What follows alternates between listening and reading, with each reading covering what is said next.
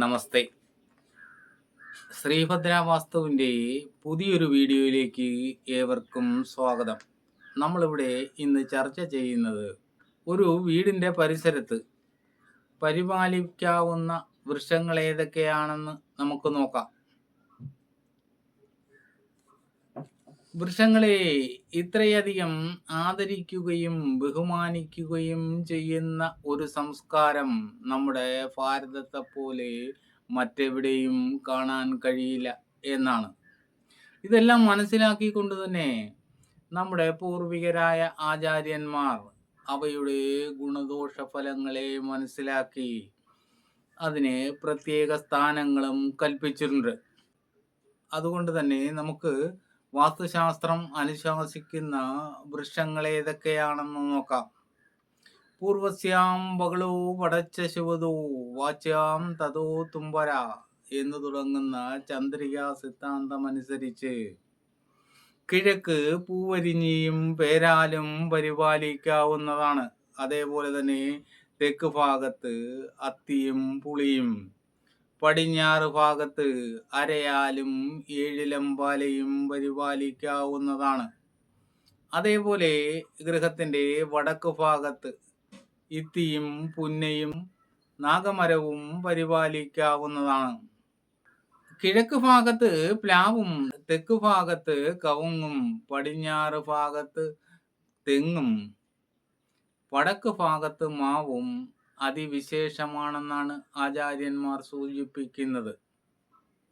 ഈ കാലത്ത് ഇങ്ങനെയുള്ള വൃക്ഷങ്ങൾ നമ്മുടെ ഗൃഹപരിസരത്ത് പരിപാലിക്കുവാൻ ബുദ്ധിമുട്ടാണ്. കാരണം 5 സെന്റ് 10 സെന്റ് വസ്തുവിലാണ് ഇന്ന് ഗൃഹനിർമ്മിതി അധികവും ചെയ്യുന്നത്. ഇങ്ങനെയുള്ള വൃക്ഷങ്ങളെ ചിലപ്പോൾ പരിപാലിക്കാൻ ബുദ്ധിമുട്ടായിരിക്കും. അരയാല്, പേരാല്, പുളി ഇതൊക്കെ നമ്മൾ ചെറിയ ഭൂമിയിൽ ഗൃഹങ്ങൾ വയ്ക്കുന്നവർക്ക് ബുദ്ധിമുട്ടായിരിക്കും. അപ്പോൾ എങ്കിൽ പോലും ഒരു വലിയ പറമ്പ് ആണെങ്കിൽ പോലും ഇതിൽ പറയുന്ന വൃക്ഷങ്ങൾ വിരുദ്ധ സ്ഥാനങ്ങളിൽ നിന്നാലുള്ള ദോഷങ്ങളെയും ഇവിടെ ആചാര്യന്മാർ സൂചിപ്പിക്കുന്നുണ്ട്. അരയാൽ പടിഞ്ഞാറ് ഭാഗത്തല്ലാതെ മറ്റു സ്ഥാനങ്ങളിൽ നിന്നാൽ അത് അഗ്നിഭയത്തെയും, ഇത്തി ചിത്തഭ്രമത്തെയും, പേരാൽ ശത്രുഭയത്തെയും, അത്തി ഉദരവ്യാധിയെയും സൂചിപ്പിക്കുന്നു എന്നാണ്. അപ്പോൾ വിരുദ്ധമായ സ്ഥാനങ്ങളിൽ നിൽക്കുന്ന വൃക്ഷങ്ങൾ അവ മുറിച്ചു മാറ്റപ്പെടണം എന്നത് തന്നെയാണ് ആചാര്യന്മാർ സൂചിപ്പിച്ചിരിക്കുന്നത്. സ്വർണം കായ്ക്കുന്ന മരമായാലും അവയുടെ ഇരട്ടി നീളത്തിലധികം അകലത്തിലല്ലാതെ ഇവയൊക്കെ പരിപാലിക്കാൻ പാടില്ല എന്നും പറഞ്ഞിട്ടുണ്ട്. കുമിഴ്, കൂവളം, കടുക്ക, കൊന്ന, നെല്ലി, ദേവദാരം, പ്ലാശ്, അശോകം, ചന്ദനം, പുന്ന, വേങ്ങ, ചെമ്പകം, കരിങ്ങാലി ഇവയൊക്കെ വീടിൻ്റെ 2 വശങ്ങളിലും പിന്നിലും ശുഭകരമാകുന്നു എന്നാണ്. അതുപോലെ വാഴ, പിച്ചകം, വെറ്റിലക്കൊടി ഇവ ഗൃഹത്തിൻ്റെ 4 വശങ്ങളിലും പരിപാലിക്കാവുന്നതാണ്. അതേപോലെ ഗൃഹപരിസരത്ത് പാടില്ലാത്ത വൃക്ഷങ്ങളെയും ആചാര്യന്മാർ സൂചിപ്പിക്കുന്നുണ്ട്. കാഞ്ഞിരം, ചേര്, വയ്യങ്കതാവ്, നറുവരി, താന്നി, വേപ്പ്, കള്ളിപ്പാല, പിശാചി വൃക്ഷം, എരുമക്കള്ളി, മുരിങ്ങ തുടങ്ങിയ വൃക്ഷങ്ങൾ കുടിയിരിപ്പ് പറമ്പിൽ എവിടെയും പാടില്ല എന്നാണ്. അതുപോലെ തന്നെ പ്ലാശ്, മലയകത്തി, നറുവരി, നീർമരുത്, ഉങ്ങ് ഇവ വളരുന്ന ഭൂമിയിൽ സുഖവും ശാന്തിയും ലഭിക്കില്ല എന്നാണ്. മുള്ളുള്ള വൃക്ഷങ്ങൾ ശത്രുഭയത്തെയും, പാലുള്ള വൃക്ഷങ്ങൾ ധനനാശത്തെയുമാണ് സൂചിപ്പിക്കുന്നത്. അതുപോലെ തന്നെ വില്ലുമരം അഥവാ കൂവളം നിൽക്കുന്ന പറമ്പിൽ ലക്ഷ്മി ദേവി കാലങ്ങളോളം വിളയാടുമെന്നാണ്. കിഴക്ക് ഭാഗത്ത്, അതായത് കിഴക്ക് വടക്ക് ഭാഗത്തോട് ചേർന്ന് പകരുന്ന ഭാഗത്ത് ഈ വൃക്ഷം പരിപാലിക്കാൻ പാടില്ല. തെക്കും പടിഞ്ഞാറും ഭാഗങ്ങളിലാണ് ഉത്തമം. കാരണം വലിയ വൃക്ഷമായതുകൊണ്ടാണ് അപ്പോൾ തെക്കും പടിഞ്ഞാറും ഭാഗങ്ങളിൽ പരിപാലിക്കാമെന്ന് പറയുന്നത്. കിഴക്ക് ഭാഗത്ത് പരിപാലിക്കുന്നുവെങ്കിൽ അത് കിഴക്കിൻ്റെ തന്നെ തെക്കോട്ട് മാറി പരിപാലിക്കാം. അതേപോലെ വടക്ക് ഭാഗത്താണെങ്കിൽ വടക്കിൻ്റെ പടിഞ്ഞാറിലേക്ക് മാറി വരത്തക്ക രീതിയിലായിരിക്കണം ഈ വൃക്ഷത്തെ പരിപാലിക്കേണ്ടത്. വൃക്ഷങ്ങളെ അവയുടെ ബലാബലമനുസരിച്ച് 4 തിരിച്ചിട്ടുണ്ട്.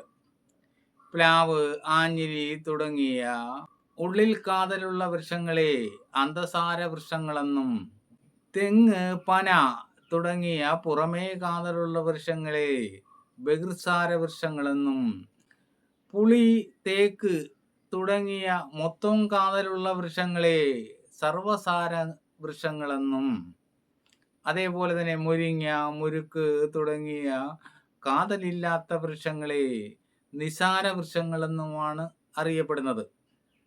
അന്തസാര വൃക്ഷങ്ങൾ വീടിനോടടുത്തും അതിനും പുറമേ സർവസാര വൃക്ഷങ്ങളും, അതിനും പുറമേയാണ് ബഹിർസാര വൃക്ഷങ്ങൾ, അതിനും വെളിയിലായിട്ടാണ് നിസാര വൃക്ഷങ്ങളെ പരിപാലിക്കേണ്ടത്. അതേപോലെ തന്നെ ആഞ്ഞിലിമരം കിഴക്ക് ഭാഗത്ത് ഒരു കാരണവശാലും പാടില്ല. അത് നമ്മുടെ അടുത്ത പറമ്പിലായാൽ പോലും നമുക്ക് അത് ദോഷകരമായി ഭവിക്കും. ആഞ്ഞിലി പടിഞ്ഞാറ് ഭാഗത്താണ് ഉത്തമമായിട്ടുള്ളത്. അതേപോലെ തന്നെ കിഴക്ക് വടക്ക് ഭാഗത്ത് ഇലവുമരം നിൽക്കുന്നത് ശുഭകരമാണെന്ന് ഗരുഡപുരാണത്തിൽ സൂചിപ്പിക്കുന്നുണ്ട്.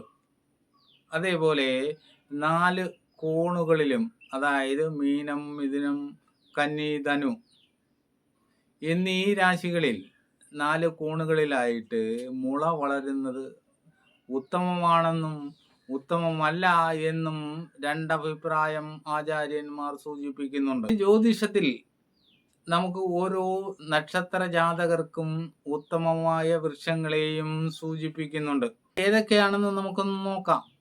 അശ്വതി നക്ഷത്രക്കാർക്ക് കാഞ്ഞിര വൃക്ഷവും, ഭരണി നക്ഷത്രക്കാർക്ക് നെല്ലിയും, കാർത്തിക നക്ഷത്രക്കാർക്ക് അത്തിയും, രോഹിണി നക്ഷത്രക്കാർക്ക് ഞാവലും, മകയിരം നക്ഷത്രക്കാർക്ക് കരിങ്ങാലിയും, തിരുവാതിര നക്ഷത്രക്കാർക്ക് കരിമരവും, പുണർദം നക്ഷത്രക്കാർക്ക് മുളയും, പൂയം നക്ഷത്രക്കാർക്ക് അരയാലും, ആയില്യം നക്ഷത്രക്കാർക്ക് നാഗമരവും, മകം നക്ഷത്രക്കാർക്ക് പേരാലും, പൂരം നക്ഷത്രക്കാർക്ക് പ്ലാശും, ഉത്രം നക്ഷത്രക്കാർക്ക് ഇത്തിയും, അത്തം നക്ഷത്രക്കാർക്ക് അമ്പഴവും, ചിത്തിര നക്ഷത്രക്കാർക്ക് കൂവളവും, ചോതി നക്ഷത്രക്കാർക്ക് നീർമരുതും, വിശാഖം നക്ഷത്രക്കാർക്ക് വയ്യങ്കത എന്ന വൃക്ഷവും, അനിഴം നക്ഷത്രക്കാർക്ക് ഇലഞ്ഞിയും, കേട്ട നക്ഷത്രക്കാർക്ക് വെട്ടിയും, മൂലം നക്ഷത്രക്കാർക്ക് കുന്തിരിക്കവും, പൂരാടം നക്ഷത്രക്കാർക്ക് വഞ്ഞിയും,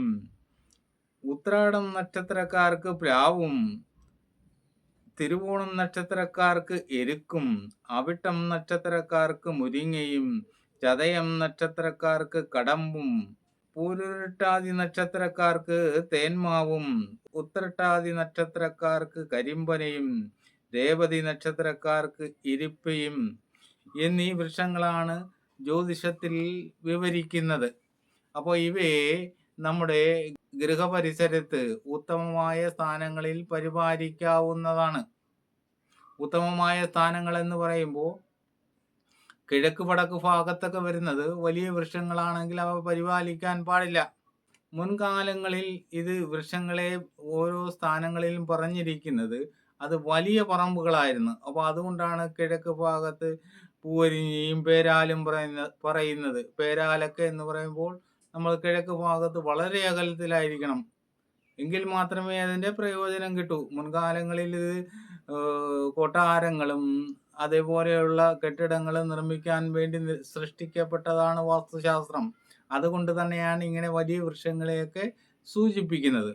അപ്പോൾ ഇന്ന് പരിപാലിക്കുന്ന വാസ്തുശാസ്ത്രത്തിൽ അതിൻ്റെ അടിസ്ഥാന തത്വങ്ങളെ ഉൾക്കൊള്ളിച്ചുകൊണ്ടാണ് ഇന്നുള്ള വാസ്തുശാസ്ത്രം നിലനിർത്തി പോരുന്നത്.